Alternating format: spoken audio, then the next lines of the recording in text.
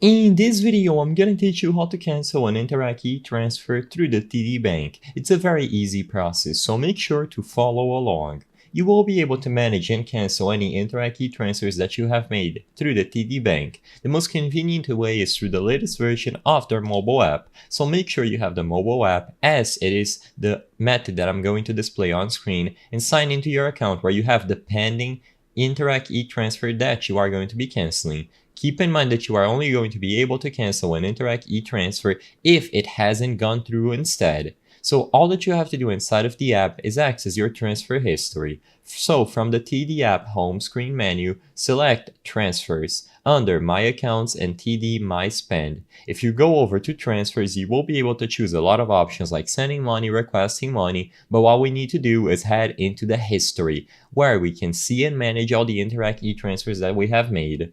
Upon selecting the history, make sure that you go over to the Interac e-transfer tab where you can see all the money sent. These are all your past transactions, and as long as it hasn't gone through, it is going to be available here. Tap on any available Interac e-transfer that you want to cancel, and you will be able to see more details about them.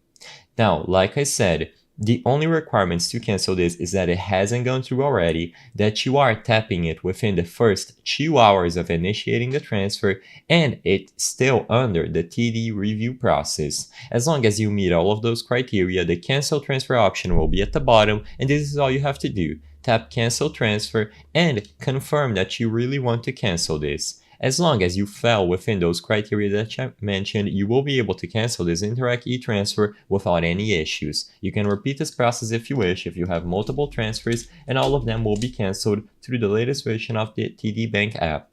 I hope I was able to help you on how to cancel Interac e-transfer on the TD Bank.